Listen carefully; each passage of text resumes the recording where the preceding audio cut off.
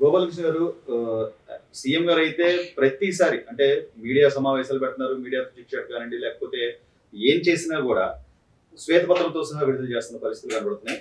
ఇప్పటికే సుమారు 1,86,000 కోట్ల పెట్టుబడులు వచ్చాయి ఆయన నమ్మి. సో ఒకవైపు నుంచి ఈ పెట్టుబడులు కానివ్వండి, పరిశ్రమలు కానివ్వండి, లేదా పోలవరం అని కానివ్వండి, ఇటు ఈయన పరుగులు పెడుతుంటే కేవలం పథకాలు ఇంకా అమలు చేయలేదు, సూపర్ 6 అని చెప్పి మోసం చేశారు, ఈ చరిత్రహీనులుగా మిగిలిపోతారు అని విమర్శిస్తున్న ఈ వైసీపీ సోకాల్ నాయకులను ఎలా చూడాలంటే? సూపర్ 6 అని చెప్పేసి చెప్పింది పథకాలు అమలు చేయలేదని అంటే ఆల్రెడీ మొదలెట్టారు కదా. నువ్వు నవరత్నాలను పెట్టేసి రాజ్యాంగాలను విచ్ఛిన్నం చేసి వ్యవస్థలను విచ్ఛిన్నం చేసి పరిపాలించి మరి నీకు ఎందుకు ఓటేయలేదు, నేను ఎందుకు గెలిపించలేదు? అది నువ్వు ముందుగా ఆత్మవిమర్శ చేసుకోకుండా వీటన్నిటి గురించి మాట్లాడటం అనేది అవివేకం.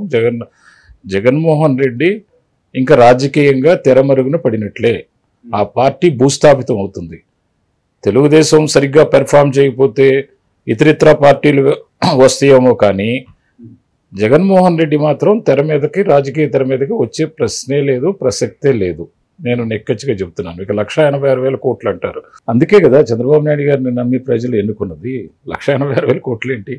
ఆయన చూడండి, రాబోయే రోజుల్లో వండర్స్ చేస్తారు. మీరు టీసీఎస్ కానీ, లేకపోతే స్టీల్ ఇండస్ట్రీస్ కానీ, లేకపోతే రాజధాని నిధులు 30,000 కోట్ల రూపాయలు ఇప్పటికే టైఅప్ చేయటం కానీ అది సరిపోదు. ఆయన ఇంకా దాన్ని నిరంతర ప్రక్రియ, ఆయనకి నేషనల్ హైవేస్, ఎయిర్పోర్ట్స్ ఎక్స్పాన్షను కాకుండా ఆయన ఈ బంకచర్ల అనుసంధానం, గోదావరి పెన్నా, అక్కడ ఏమవుతుందంటే మీకు చాలామంది మేధావులు రివర్స్ లింకేజ్ గురించి చాలా ఎక్కువగా విశదీకరిస్తున్నారు. కానీ సింప్లిఫై చేసి అసలు సాగునీటి అవసరాలు ఎక్కడున్నాయి, ఏ ప్రాంతానికి నీటి వనరులు లభ్యత చేకూర్చాలి, కాస్ట్ రిడక్షన్ ఎలా అవుతుంది, ఎలా వాటర్ని మళ్ళిస్తే ఎలా ఇప్పుడున్న ఎగ్జిస్టింగ్ ప్రాజెక్ట్స్లో సర్ప్లస్ వాటరు వస్తుంది, దాన్ని ఇతర ప్రాంతాలకి డైవర్ట్ చేసి ఎలా అవసరాలకి వాడుకోవాలి. ఇప్పుడు 2 అంశాలు ఇక్కడ. నీటి వనరుల లభ్యత అనేది వృధాగా సముద్రంలో వెళ్ళేదాన్ని మళ్లించడం ఒక పాత్ర, ఎగ్జిస్టింగ్ రిజర్వాయర్స్ని ఆప్టిమమ్ యూటిలైజేషన్ చేసుకోవడం అనేది ఇంకొక అంశం.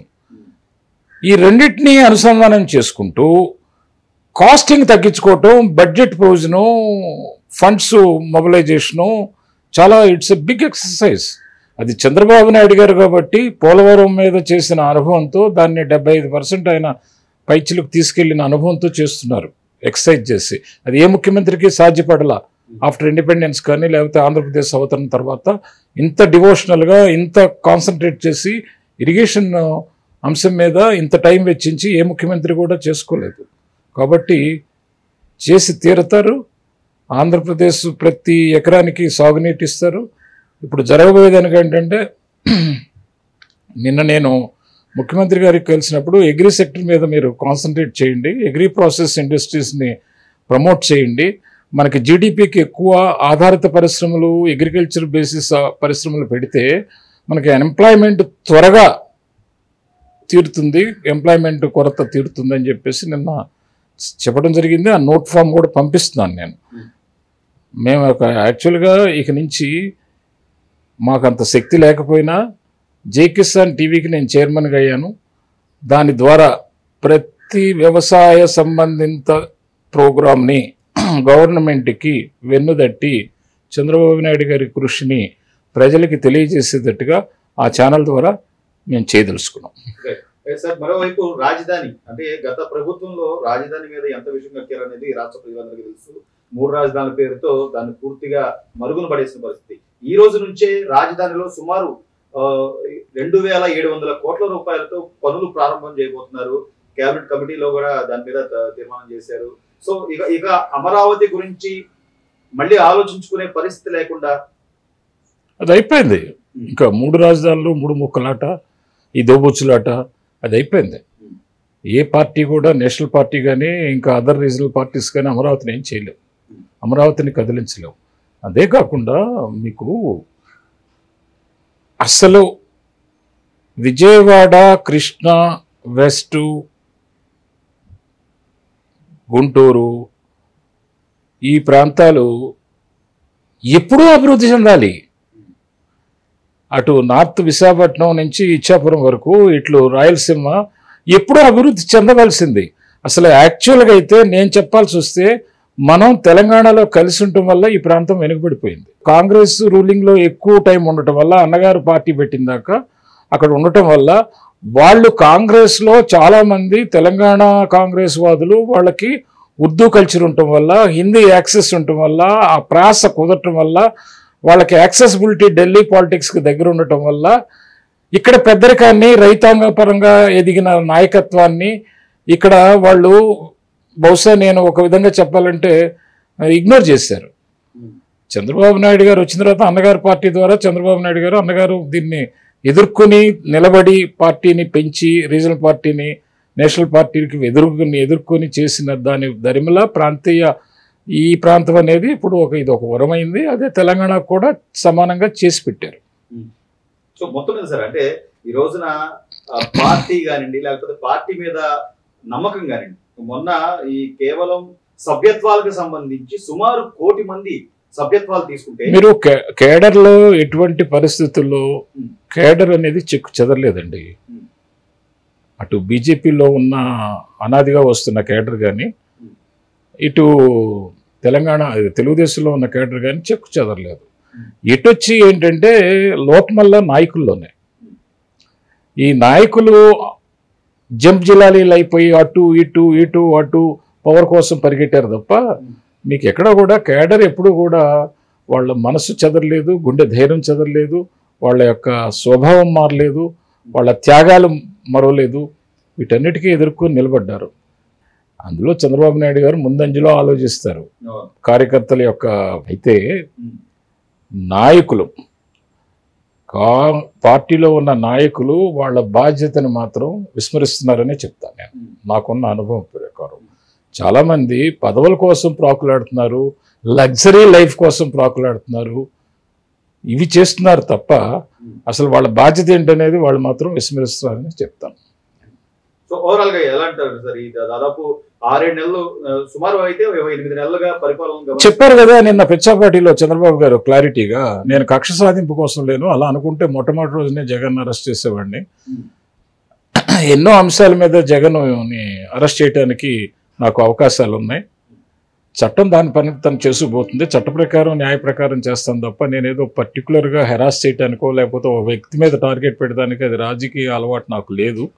సమాజంలో అటువంటి అలవాట్లు దురలవాట్లు నేను అలవర్చుకోను. టైం పట్టినా కానీ చట్ట ప్రకారం ఎవరిని వదిలిపెట్టను. అట్లా అని నేను కక్ష సాధింపుగా వెళ్ళే ఒక సందేశాన్ని ప్రజలకు ఇవ్వను. నాకు పరిపాలన కావాలి, ప్రజల బాగోగులు కావాలి, లాంగ్ రన్ రిజల్ట్స్ కావాలి, ఆంధ్ర రాష్ట్రం ఎదుగుదల కావాలి. ప్రపంచ పటంలో దీన్ని ఒక ఆంధ్ర రాష్ట్రం అనే అంశాన్ని తీసుకున్నప్పుడు ప్రతి దాంట్లో ముందు అంజలో ఉంచాలి అని చెప్పేసి ఆయన కోరిక తప్ప ఇవన్నీ ఈ కక్ష సాధింపు పేరు నాని గారు కానీ ఇలాంటి వాళ్ళంతా అవినీతిలో కూరుకుపోయి మరి మరోవైపు మేము చాలా అంటే చంద్రబాబు నాయుడు చాలా గొప్పవారు, మా ఇళ్లలో ఆడవాళ్ళ జోలికి రావద్దన్నాడు అంటే గతంలో వాళ్ళు చేసింది కనీసం బ్రతికి రాదంటారా? అప్పుడు చంద్రబాబు నాయుడు కుటుంబానికి నాకున్న అనుభవంలో, నేను చూసిన రాజకీయ నేపథ్యంలో, నేను చూసిన వ్యాపార నేపథ్యంలో, నేను చూసిన సామాజిక పరిస్థితుల నేపథ్యంలో, నేను చూసిన నాయకుల అలవాట్ల ప్రకారం, నాకున్న అనుభవ పరిధి ప్రకారం ఒక్కటి మీకు చెప్పదలుచుకున్నాను, మీ ద్వారా ప్రజలకు కూడా చెప్పదలుచుకున్నాను. ఏది ఏమైనా ఎలా అనుకున్నా నాకు ఇబ్బంది లేదు. 2 రకాల తప్పులు జరుగుతాయి. ఒకటి కావాలని వ్యవస్థను అడ్డం పెట్టుకొని సంపద కూడగట్టుకోవడం అనేది ఒక తప్పు జరుగుతుంది. వాళ్ళని ఎట్టి పరిస్థితుల్లో విస్మరించకూడదు, వాళ్ళకి పనిష్మెంట్ జరగాల్సిందే. ఇంకొక తప్పు ఏంటంటే ప్రభుత్వం పెట్టుబడిదారులను కానీ రైతులను కానీ వాళ్ళ చేత రిస్క్ తీపించుకొని ప్రభుత్వ విధానాలు సరిగా లేకపోవటం వల్ల, ప్రభుత్వ పాలసీలు మారటం వల్ల నష్టపోయిన వ్యక్తులు ఉంటారు. అటువంటి వాళ్ళ మీద మనకు సింపతి ఉండాలి. ఇప్పుడు ఇక్కడ ప్రభుత్వం ఫెయిల్ అవుతుందని మీరు ఎట చెప్పగలుగుతారు? అసలు మీ మీడియా కూడా మిమ్మల్ని తిట్టాలి. ఎందుకు తిట్టాలంటే ప్రభుత్వం చేసే జీవోల్లో తప్పులు లేవని మీరు ఎలా అనగలుగుతారు చెప్పండి? వాళ్ళు మనుషులే కదా జీవోలు చేసేది, ఆఫీసర్సే కదా.